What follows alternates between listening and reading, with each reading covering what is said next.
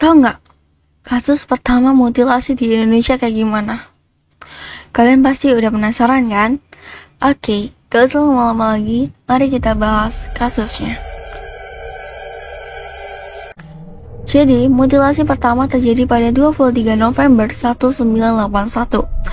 Awal mulanya, ada dua penjaga keamanan di PT Garuda Mataram Motor di Jalan Jenderal Sudirman, Setiabudi, Jakarta Selatan.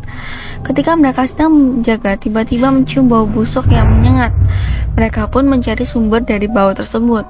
Mereka menemukan dua buah kardus yang terletak begitu saja di trotoar dekat jembatan penyeberangan orang. Keduanya menghampiri kardus tersebut, namun mereka merasa ada yang aneh dan tidak jadi membuka kardus tersebut. Mereka memilih untuk melaporkan penemuan kardus tersebut pada polisi yang tengah mengatur jalannya lalu lintas dekat sana. Sayangnya, pada saat itu polisi tidak langsung mengecek kardus itu, melainkan tetap mengatur lalu lintas kendaraan yang macet di antara Jalan Setiabudi dan Jalan Sudirman.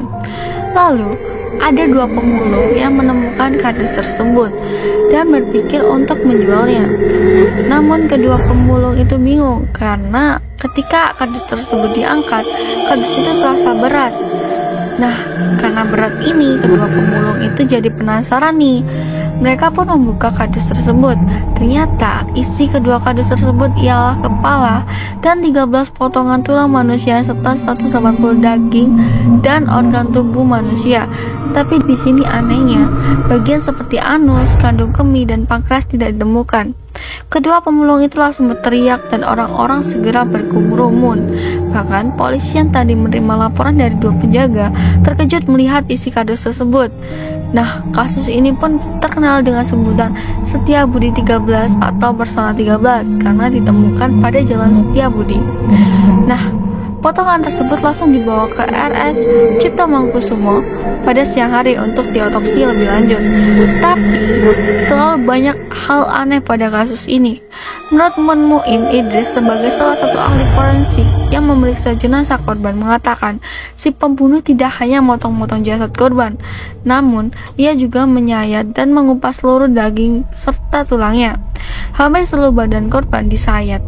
Namun anehnya pada pergelangan tangan, telapak tangan, wajah serta kepala korban masih jelas.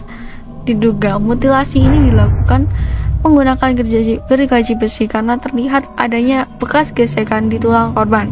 Menurut Muim, mutilasi ini dilakukan lebih dari satu orang karena melihat potongan tulangnya serta daging korban yang rapi dan sayatan yang tidak mudah dilakukan.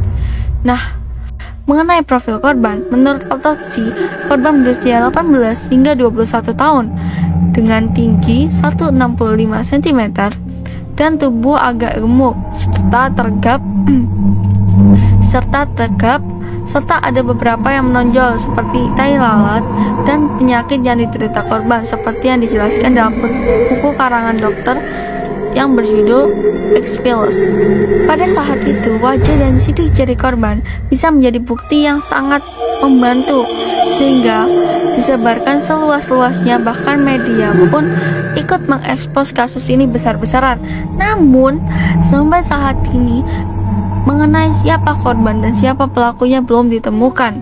Hingga akhirnya pada 27 November 1981 korban dikebumikan TPU Tegal Alur, Kalideres, Jakarta Barat. Maka dari itu kasus ini tuh dianggap kasus mutilasi pertama di Indonesia sekaligus kasus teraneh di Indonesia. Karena gimana gak sih? Masa sidik jarinya ada, terus habis itu lehernya, kepalanya juga ada, wajahnya aman, tapi gak ada satupun orang yang merasa kehilangan keluarganya. Kok bisa gitu ya? Menurut kalian gimana? Jangan lupa sampaikan pendapat kalian di kolom komentar.